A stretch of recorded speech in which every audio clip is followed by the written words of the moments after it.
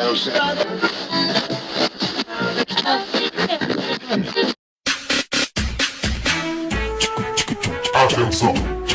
atenção, atenção, está entrando no ar, Papo Cabeça. Boa tarde, boa noite, boa madrugada, boa sei lá quando você está escutando o que está no ar agora, que é Papo Cabeças. Eu sou o Wallace Sestari, à minha direita hoje, João Gabriel Belo. Mas você que mudou de lugar, né? Porque você sentava ali. Vamos lá, moçada, boa noite, bom dia. E à minha esquerda, Dalton Cunha. E rapaz, beleza? Bom, sejam muito bem-vindos a mais um programa Papo Cabeças. Você pode nos seguir no Instagram, no Facebook e acessar também a nossa página www.papocabeças.com. Isso é verdade. Isso é verdade. Isso é verdade. Você não vai dar nem um tchauzinho pra câmera, não tá filmando hoje. Ah, é verdade. Estamos filmando. Será que isso vai sair em algum lugar? Não sabemos. A gente vai ver se a filmagem está boa. Tudo muito mambeme, né? Isso também é verdade ou isso é fake? A gente não tem a rede de financiamento do MBL, né? Pra conseguir. Mas a gente tá filmando de verdade ou isso é mentira? Isso é fake news? Não, fake news é o assunto. A gente tá filmando de verdade. O tema hoje é fake news. Então, isso aí. Dalton, conte-me uma mentira. Contou uma mentira? Pô, o Brasil tá bem pra caralho. Quando é que surge esse negócio de fake news? Essa é uma boa discussão pra gente. A gente tava falando aqui antes de começar a gravação, né? Que eu tava vendo um vídeo hoje bem interessante no YouTube que o cara coloca como ponto inicial das fake news a Guerra do Líbano, em 1972. Né? O massacre de Sabra e Shatila, que foi um massacre... Muito antes da internet se popularizar. Só para quem não lembra, esse massacre foi no finalzinho da Guerra do Líbano, onde você tinha um acampamento de refugiados palestinos e que, segundo as informações um tanto quanto turvas, cristãos maronitas invadiram esse acampamento de palestinos muçulmanos e massacraram aquela rapaziada lá. E as reportagens que saíram, e esse foi um teste que foi feito por uma universidade norte-americana, que eu não lembro direito qual era, colocaram uma reportagem a sendo assistida por 3 grupos. Um grupo isentão, grupo tipo Marina Silva. Nem direita nem esquerda. Muito pelo contrário. Muito pelo contrário. Um grupo pró-palestino e um grupo pró-israelense, a mesma reportagem. O grupo pró-Israel achou que a reportagem exagerou demais na responsabilidade dos israelenses no massacre. O grupo isentão achou a parada verossímil, acreditou naquilo que viu e que ouviu da reportagem. E o grupo pró-palestina criticou porque achou que a reportagem bateu muito pouco em Israel. E eu achei interessante que o cara começou a discutir essa coisa de fake news e como a gente absorve as informações. E a reportagem era afinal o quê? Assim, era uma reportagem realmente isentona? Não sei, ele não fala sobre, eu não vi a reportagem. Mas o que eu achei interessante foi ele começar a perceber a ideia de fake news antes da internet. Hoje isso é uma realidade com a qual a gente convive e a gente tem que estar o tempo todo blindado. Mas o cara botou um mito de origem ali na década de 80, é muito interessante isso. E a internet, na verdade, ela começa a decidir coisas, né? Decidir eleição. A internet foi fundamental na eleição do Obama. Foi talvez a primeira vez em que a internet tenha sido, de fato, um peso muito grande, a campanha do... Mas é porque o Obama veio antes, ou seja, a ideia, né, de utilizar as redes... Eu acho, depois da Primavera Árabe, eu acho que a internet não pode mais ser dissociada de movimentos políticos. A Primavera Árabe, ela é movimentada quase toda pelo Twitter, né? É verdade. A gente apanhava muito na rua, nas manifestações da década de 90, e ninguém ficava sabendo, né? Hoje tem sempre um celular filmando. Né? A gente até discutiu isso aqui em alguns outros programas, né? Como a tecnologia, às vezes, ela embora a gente hoje esteja abordando aqui nesse programa um lado ruim da história, como é interessante nesse ponto você ter um celular na rua para ver o policial achacando a porra do preto pobre favelado, né? Como é importante a gente estar ali fazendo live para ver, para que as pessoas tenham noção de algumas coisas e não sejam contaminadas pela fake news. Porque assim, a gente talvez vai discutir aqui hoje a acepção literal da expressão, né? Notícia falsa. Mas será que não dá para incluir nessa coisa de fake news a escolha editorial de um determinado assunto, a não publicação de outros assuntos? Fake news eu acho que é mais um braço manipulador É porque a gente, na E agora é verdade, acessível a todos, não é só acessível a grande eu acho mídia. que existe Sim. a democratização das fake news. né? Essa é a parada. Antes eu o acho- monopólio da comunicação fazia com que a Globo só mentisse. Agora todo mundo pode mentir. E aí eu acho que a campanha das grandes mídias contra as fake news vem muito por uma questão de reserva de mercado. Isso, né? defender esse monopólio. Não que, obviamente, eu defenda a democratização da fake news, pelo contrário. Tem que combater. Né? Ou seja, a gente tem que combater a fake news, seja ela... Combater enxugadinho, cara. Eu acho que a gente só combate de uma maneira. Um dos grandes pontos que eu sempre bato, inclusive, com meus alunos, a gente só vai conseguir combater fake news. Acho que denunciar vai acabar denunciando, esse movimento denuncista, eu acho que ele é positivo de alguma maneira. A gente só vai começar a combater fake news se combater a forma como as pessoas absorvem o conhecimento nos dias de hoje. Mas esse é o grande Porque combate. a gente frequentemente faz isso, né? Pega informação, pum, compartilha. Então a gente não vai conseguir fazer isso, porque hoje as isso pessoas se imagina. informam pelo WhatsApp. Somos 120 milhões mais ou menos de usuários no WhatsApp no Brasil. Mas por que eu tenho que compartilhar imediatamente aquilo que eu vejo sem tentar minimamente apurar? É uma mudança de comportamento que a gente tem que ter. Até não é só nem apurar. É sem fazer uma análise crítica Exatamente. daquilo que você acabou de ler. É Né? Muita gente simplesmente compartilha a coisa sem nem sequer absorver o conteúdo daquela coisa para dizer assim, olha, sim, eu tenho acordo com isso, eu não tenho acordo com isso, apesar de que a gente, na verdade, no momento, né, e eu me peguei há algum tempo, faz meses, né, observando isso, que quando você lê uma notícia da qual você gosta, com a qual você concorda, né, ou que denuncia alguém que você não gosta, você tende a falar assim, tá vendo? Mas aí eu parei pra tentar falar assim, cara, eu acho que essa parada aqui tá meio exagerada. Eu né? caí numa fake news recente. Caiu? Caí sobre o Bolsonaro. Aquele negócio dele liberar a caça e tudo mais. Rolou um vídeo dele que liberaria a caça, não sei o que, só que é a caça específica aos javalis, que são uma praga e tal. E aí, obviamente, eu tinha compartilhado no Facebook, depois excluí a parada e caí numa fake news. Eu não sabia que era Acontece. fake news. Então. Eu vi. Mas Acontece. como eu decidi que eu não vou dar importância a Era isso que eu ia nas falar. redes sociais, Eu vi, não apurei, porque de fato eu É isso aí. Vocês ignoram ele, né? caguei solenemente. Cara, Justo. Andy Warhol, que é um dos grandes O Papa artistas Pop. da pop art mundial, ele dizia o seguinte: não existe propaganda negativa, existe propaganda.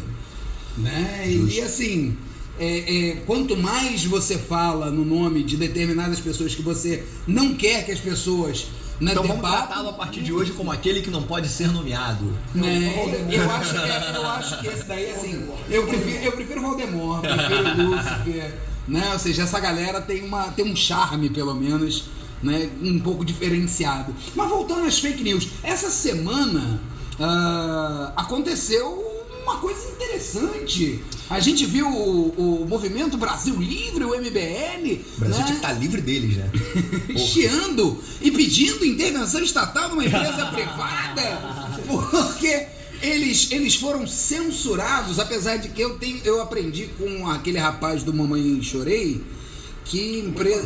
Mamãe Chorei, né? Ele diz que empresa privada, né, não faz censura, boicota, era um negócio desse. Então assim, eu acho que não pode reclamar Não acho que foi censura não, cara. O que o Facebook fez foi derrubar a porrada de perfil falso dos caras que disseminavam notícias falsas. Tem uma notícia de uma dessas páginas que, porra, Dona Marisa Letícia estaria viva e esperando o Lula num país qualquer aí. Sério, cara, uma das páginas compartilhou essa porra. Ela tava vivendo na casa do Michael Jackson, Porra, meu junto com o irmão. Elvis Presley. Cara, não pode, essa porra não pode circular. Ainda bem que foi derrubado. Isso não é censura, cara. Isso não é censura. Isso é filtrar o tipo de informação que o brasileiro dê. Isso é o nível da fake news. Tem gente que acredita nisso. Tem gente que acredita nisso, lógico. Esse que a gente não vai falar sobre ele tem 17% de intenção de voto, cara. Não, mas beleza, uma coisa é uma coisa, outra coisa é você dizer que a Marisa Letícia tá viva, esperando o Lula no outro Teoria da planeta. conspiração é muito sedutora, gente. É muito sedutora, remonta aquilo que eu tinha colocado também antes de começar a gravação, né, desses estudos que estão sendo feitos. Eu não gosto muito do behaviorismo norte-americano, não. Essa escola O que é o behaviorismo norte-americano? Essa escola que... Sr. Bloomfield. Essa escola comportamental deles que fazem aquelas experiências, não sei quantos mil ratos, 50 vão para a direita, 60 vão para a esquerda logo. Né? É sempre assim, é meio esquisito, mas tem algumas coisas interessantes. Essa eu achei interessante, que é a ideia de que a gente, primeiro, por razões óbvias, tende a prestar mais atenção naquilo que tem mais alinhamento com o que a gente pensa, com o que a gente acredita. Mas tem um outro detalhe que tem muito a ver com fake news, tem muito a ver com esse impacto visual das redes sociais hoje, essa ideia de informação rápida, dos memes, que é um estudo que foi feito que mostra que muitas vezes as pessoas se prendem mais em informações que não são verossímeis, mas que elas têm um impacto visual muito grande, o interlocutor é engraçado e dinâmico, do que um acadêmico daqueles que tem informações um pouco mais embasadas, mas tem uma fala mais pesada, as pessoas não dão tanto valor.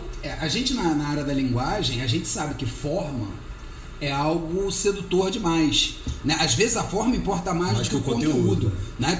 Estão aí as propagandas que não nos deixam mentir, né? Ou seja, a gente, para passar determinados conteúdos, a gente precisa utilizar uma forma. E se você pensar na internet, em especial, né, uma faixa etária mais jovem, né, ela é mais atraída por esse discurso que seja mais dinâmico, mais imagético, mais semiótico, né? E isso daí, assim, muita gente está estudando, né, essa área para comunicar melhor. Fake news não é alguma coisa, não é a mesma filosofia do boato que alguém inventava e passava de boca a boca, não. Parece-me ser alguma coisa muito mais estruturada, sim. Financiada, pensada. E aí tem dois paradoxos nessa história. Um já foi colocado aqui.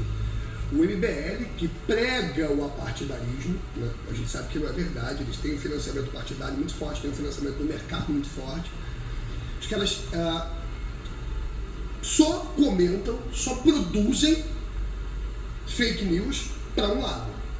Eu quero um movimento apartidário que dê porrada em todos os lados, não é o que eles fazem. Porque eles não são apartidários. Assim, ninguém é neutro. Pois é. Claro. Ninguém é neutro, né? Até o apartidário de verdade, se a gente pegar aquele sujeito, por exemplo, a Marina Silva, eu acredito que ela é apartidária, porque ela nem sabe qual partido que ela tá. Mas ela tem lado. O fato de você não ter um partido, né, não significa dizer que você não tome partido, né, de algum lado, porque todo mundo é parcial. Né? E aí você tem um grupo, né, um grupelho também formado por jovens e pseudo-intelectuais que defende livre mercado, que defende o fim do papel do Estado e agora estão se dizendo vítimas de censura e pedindo intervenção estatal no Facebook. Sim. Isso é muito Correr doido. atrás do Ministério Público. Isso é muito doido.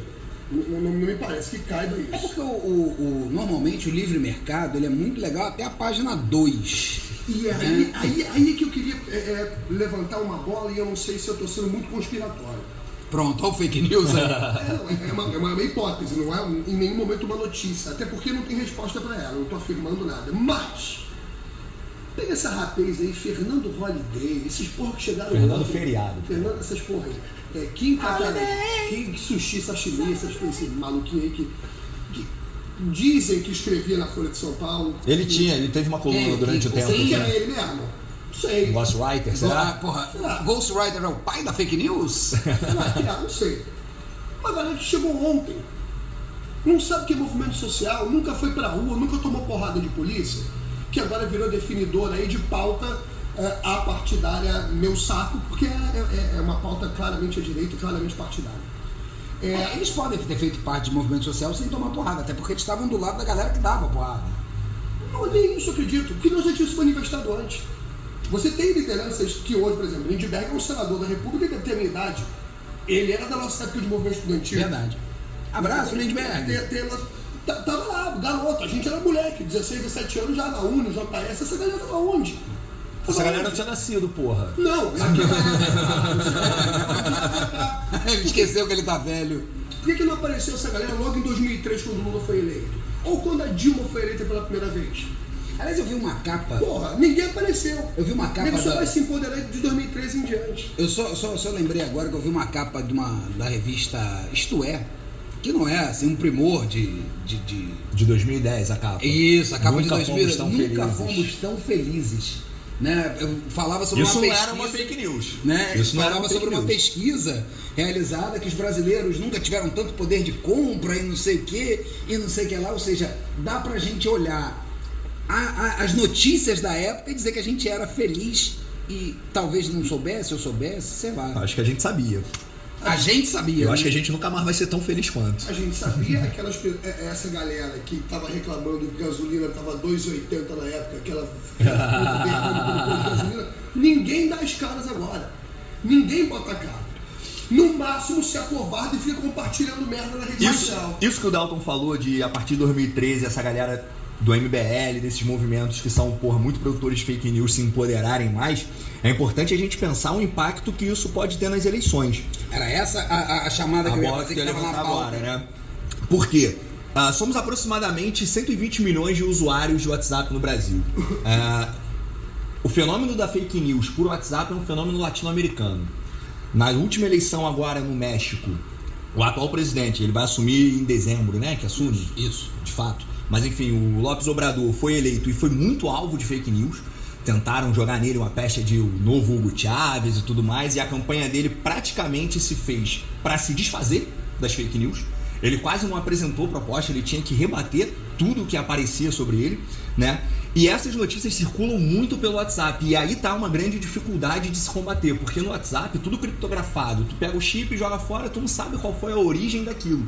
No Facebook é mais fácil. O que o Facebook fez com o MBL é possível de fazer porque você tem lá os perfis que são públicos e tal. No WhatsApp, como é tudo muito privado, né, se torna mais difícil fazer esse combate. Então, galera, vocês que estão ouvindo a gente ou assistindo, se esse vídeo for pro ar, preste atenção, sempre que você receber uma notícia no WhatsApp, confere, porque geralmente essa notícia tem como fonte uma outra notícia que tem como fonte uma terceira notícia e é tudo falso, né? São justamente essas redes, exatamente essas redes que são criadas para disseminar fake news, que tem a esquerda também, não tem só a direita não. Vamos ser não vamos falar disso agora não. Tem. Ponto. Pode ser decisivo nessa eleição brasileira? Acho que sim. Eu acho que já foi em outras, inclusive. A gente falou de 82 aqui no Líbano. Lembra do debate? Aqui no Líbano, gente, vocês... Se bem que tá porrada de libanês chegando, né? E só falta pegar arma também nessa porra aqui, porque, caralho. Vocês lembram de 89 no debate do Collor e do Lula? Fake news. A questão da ex-mulher dele. Uma fala que não era uma fala que se pretendia, né? O Collor não se apresentava como um cara apartidário. Ele se apresentava como um político novo, né? Caçador de Marajás. Eu lembro, isso aí tem no YouTube pra você ver, não é fake news, tá lá, ele disse, tá gravado. A gente estava falando aqui de tem muita notícia falsa produzida por grupos de direita, mas tem de esquerda também, mas eu arrisco dizer que os grupos de esquerda são menores. Sim. É bem menor. Sim. Por quê? Porque hoje a gente vive um contrassenso na contramão daquilo que a gente vive em 89. Em 89, quando o Collor disse, apontando por Bottom com a bandeira do Brasil, né? As cores do meu país são essa aqui, o verde e amarelo, eu não quero foice e martelo na minha bandeira. Não produziu o que só garantiu o resultado da eleição dele. Você não viu aquela onda se perpetuar, aquilo garantiu a eleição dele, ponto. Aí depois veio o Lula tomou porrada em 94, 98, 2002 veio Regina Duarte. Eu tenho medo. Mas aí não é uma fake news, né? Não, mas assim, é o visual. Porque não é, eu acho que a grande fake news de 89, que você não falou, foi a questão da esposa do filho, da mulher do Lula. Da primeira mulher dele, pagar a pensão. Como é? Se ele não paga a minha pensão porque ele diz que não tem dinheiro, como é que ele vai administrar o Brasil? Gente, isso é calhorda demais. E aí, além disso, tem a fake news institucional, né? A fake news profissional, que foi a manipulação do debate, né? Da edição do debate na Globo. Sim. Essa admitida pelo Globo, né? Ou seja, pelo Boni, Isso também, quem tá ouvindo a gente pode ver na internet. Tá? O debate. Tem no site do... É porque antigamente o debate não era ao vivo, né? O debate foi ao vivo. A edição foi no Jornal Nacional. O que aconteceu? Não, o Jornal Nacional. O que aconteceu? Segundo aquele que era cronista esportivo que morreu, que também fazia parte do... Não sei o que, Armando Nogueira, né? Ele fez parte desse conselho, ele contava que teve o debate foi ao vivo, essa coisa toda, e logo depois, né, no dia seguinte, passava um compacto, né, porque o debate era tarde da noite, passaram um compacto, e no compacto a galera da Globo falou assim, olha, esse compacto está favorecendo demais o Lula, né, eu acho que assim, e aí eles resolvem, Lula já era mestre em debate em 89, né? No Jornal Nacional, fazer uma edição que compensasse aquilo que eles acharam, né? E assim, ficou obviamente desproporcional, porque mostrava o Lula nos seus piores momentos, o Lula gaguejando, suando, limpando o suor, enquanto o Collor né, apenas apresentava as suas propostas da maneira lá, né, como ele tinha na sua verve. E isso daí foi definidor Na eleição de 89, sim.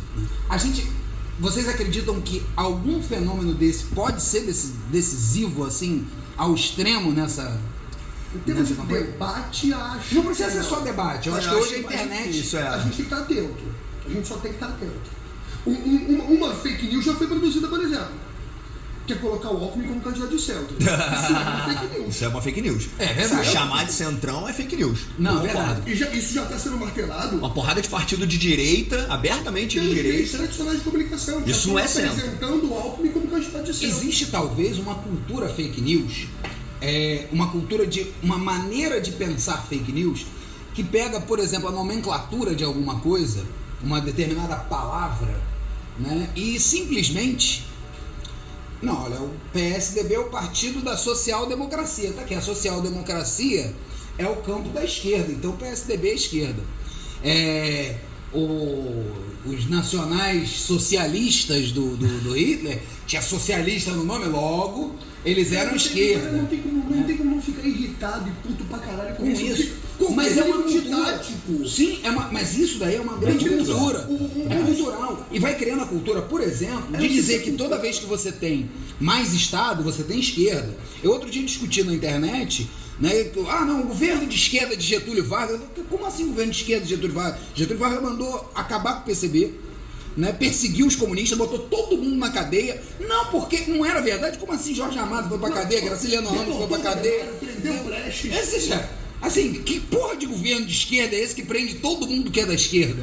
Né? O único que era capaz de fazer isso era Stalin. A gente volta, Wallace, ao ponto inicial. Quer dizer, as pessoas não se interessam. A acessibilidade de informação hoje é tão agressiva e ela é tão fácil. Né? 120 milhões de pessoas têm acesso ao WhatsApp. Então, assim, Twitter, você tem ali uma informação em 140 caracteres, agora aumentou um pouquinho. É muito fácil você ser impactado. As pessoas, a cultura para mim mais preocupante é a cultura de não averiguar. Um outro ponto que tem que ser debatido, a gente insiste nisso aqui, eu falo isso pra caramba em sala de aula. A gente não tem cuidado com o que escreve. Hoje a gente se escuda na ideia de minha opinião, dá licença. E aí fala um monte de asneira como essas que você citou, por exemplo. É porque tem coisa que é opinião e tem coisa que não é de fato opinião. Ou seja, porque fato não tem a ver com opinião. Né? Opinião é você achar, por exemplo, que foi certo ou foi errado. Que eu gosto da candidatura do Alckmin, porque eu acho que tem que ter o livre mercado. Isso é opinião. Isso é opinião. Né? Okay. Isso é opinião, isso deve ser respeitado pra cacete. Agora, chamar ele de centro não é opinião. Não é opinião. Não é opinião. Eu acho que eu ia pegar do que você falou. Filho, olha só, a social-democracia, que surgiu nos anos 90, na Europa, olha quem são os cardeais do PSDB que saíram do PMDB naquela época. Fernando Henrique Cardoso, Mário Covas, essa galera que quando chegou ao poder fez tudo, menos o governo social-democrata. Na verdade fizeram aquela coisa lá do trabalhismo inglês, que é a terceira... Como é que é a terceira? Terceira via, não? Terceira via, né? Meu irmão, é só você olhar um pouquinho para a história dos últimos 20, 25 anos, para não falar essa merda que você fala hoje, de que nazismo é de esquerda, Getúlio Vargas era comunista, social-democracia no Brasil, PSDB pode ser partido de esquerda. É o mínimo de interesse. Agora o Mark Zuckerberg, né, é também comunista. Aí eu fico imaginando, o Mark Zuckerberg é comunista, a Globo é comunista, né? Existe uma ditadura comunista em curso no Brasil. E, porra, os caras ainda vêm dizer então que o comunismo não deu certo, cara? Essa é foda. Porra, né? Ou seja... Mas, assim, a ideia da fake news na eleição, por que eu vou insistir nessa parada? Para galera que tá vendo, que tá ouvindo, prestar atenção nas notícias que recebe. Uma coisa que, porra, o nego tem que prestar atenção é o seguinte: se ninguém falou, você recebeu uma notícia no WhatsApp, uma notícia geralmente bombástica, ela sempre tem uma chamada que é espetacular. E não tem ninguém falando sobre isso. Tem absolutamente ninguém, nenhum grande veículo falando, seja ele nacional, seja ele internacional, nenhum grande veículo de comunicação, nenhum grande jornalista falando sobre essa porra. A tendência que isso seja mentira é muito grande. Sim. É muito grande. Porque por mais que os meios de comunicação, digamos assim, oficiais... também produzam suas fake news, eles têm um mínimo de responsabilidade com o seu público. Exato. Eles não produzem boato direto. Eles manipulam a informação, o que é diferente de uma fake news. De uma fake news, pois é. Né? A manipulação a gente precisa combater exatamente com compreensão de texto, com análise crítica, com observar que Agora, todo discurso tem lado. Nem Agora, todo fake news mundo, não. Nem todo mundo tem capacidade crítica para ler, absorver e criticar aquilo que tá lendo.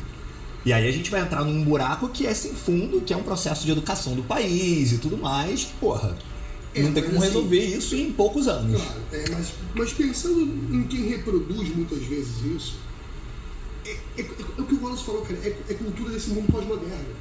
É cultura do mundo pós-moderno. Recebeu, olhou, impactou, compartilhou. Não há essa preocupação. Esse, inclusive, é um dos pontos pelos quais eu defendo que a história é ciência. A gente tem método de análise. Sim. A gente tem método de análise, então é uma ciência. Assim, essa ciência tem que ser evocada agora, tem que ser usada agora. Ainda que por um público que não tem tido aula de historiografia como a gente teve. Tem que ter. Mas é mais difícil pra esse público, né? Cabe a gente tem que saber fazer disso. isso, cabe a gente gravar essa porra aqui, dizer isso em sala de aula. Essa é a nossa função. Mas se você disser isso em sala de aula, você é um doutrinador. Eu sou um doutrinador comunista, exatamente. Então, doutores. Deixa eu fazer uma pergunta a vocês, que o papo foi para outro campo e aí eu esqueci de fazer essa pergunta a vocês, isso está me incomodando. Eu tenho certeza de que nenhum desses grandes, aí, entre muitas aspas, esses grandes líderes do MBL, o Ken Sushi Sashimi, o Fernando Feriado, Alexandre Frota, o ministro da Educação, essas porra, acho que é tudo classe média bosta que nem a gente. Sim. Caiu o MBL no Facebook. Não, o MBL não caiu. O MBL As páginas do MBL páginas, estão lá. Não. Várias das páginas do MBL Inclusive estão lá. denunciando a censura. Os falsos, mas prejudicaram, atingiram o movimento do MBL. Que bom. Parece a vocês algo do tipo, beleza, 2013, a gente tem essa rapaziada aqui, esse mote de demonizar partidarismo, tudo é esquerda, tudo é Estado é comunista, tudo é PT, bota dinheiro. Saiu do controle. Não, acho que não saiu do controle não. Se é coincidência, fecha a aliança Centrão-Alckmin. Essa porra agora cai. Agora não tem mais necessidade. Já usaram vocês, seus merdas? Já operaram pra Casa Grande? Eu fui na página do MBL e falei que eles são descartáveis. Eu acho que eu concordo contigo. Já vocês Tem operaram essa pela lógica. Casa Grande, foram os meus feitores, se fuderam também. Tá, enquanto estavam sendo bancados, beleza. Agora pode gritar à vontade, não precisa mais de vocês. Exatamente. Acho que eles já fizeram um trabalho sujo, né? E é isso, assim, agora é esperar o que as pessoas vão compartilhar na eleição. Mas quer ver uma boa dica de compartilhar? Compartilhar esse podcast. Pode compartilhar o podcast, o vídeo, essa coisa toda, até porque agora nós estamos entrando naquele quadro sem nome. Mande para nós a sua sugestão de nome, o recadinho do coração. Quem começa? Vai. Começo? Por favor. Por razões óbvias, eu vou de novo. É a terceira semana consecutiva que eu não mando ninguém a merda, se fuder e tomar no cu. Vou mandar abraços. E meu abraço hoje é óbvio, é para o senhor Mark Zuckerberg. Mandou bem, é pau nele. Facebook. Olha, quase virei um alborguete da esquerda. É cacete nele. Caralho, o Alborguete. Procurem, Ninguém faz a menor ideia que seja o Procure Alborguete. esse, gente. Procure, pelo menos vocês vão se divertir, vão rir. É o avô do Datena. Não é? É o primeiro isso programa aí. que eu lembro que é do estilo do Datena. Isso aí. O meu abraço não, cara. Vou mandar ele se fuder. O Fernando Holiday, o Fernando Feriado. Eu lembro quando rolaram várias manifestações de esquerda, ele ia nessas merdas dessas páginas do Facebook que várias caíram, páginas deles, né, do MBL, falar que manifestante é, porra, tudo vagabundo, que tá Manifestação manifestando dia de semana. semana, porra, vai trabalhar, quem quer o bem do Brasil vai trabalhar. Ô, filha da puta, tu é vereador, porra, tu é vereador, pago pelo dinheiro público da moçada lá em São Paulo, tá fazendo o quê? Acampado na porra da empresa, em frente à empresa? Vagabundo, vai se trabalhar, fuder, vagabundo, vai trabalhar pela cidade de São Paulo, porra. E aí, então, eu vou entrar já nessa, no recadinho. O meu recadinho é um recadinho de espanto, né? Já que estamos falando de trabalho, investimentos, eu vinha para cá e escutei, né, uma notícia, essa não é fake, né, que os investidores estavam comemorando hoje, a bolsa subiu, foi acima dos 80 mil pontos e quem puxou a alta da bolsa hoje foram as ações do setor bancário, porque eles estão empolgados, né, com os resultados trimestrais do Santander e depositam, né, depositam é uma boa palavra, né, depositam na esperança de que o balanço trimestral do Itaú vai ser espetacular. Eu nunca duvidei. Quando o Brasil tá bem, o banco ganha muito dinheiro. Quando o Brasil Mas tá quando mal, o Brasil tá eles mal, ganham muito mais. aí eles ganham muito mais. A E é crise pra dá gente- muito lucro, né? Exatamente, isso não é fake news. E você vê que a última propaganda do Santander é o Santander batendo nos outros bancos, né? Já repararam isso? Não.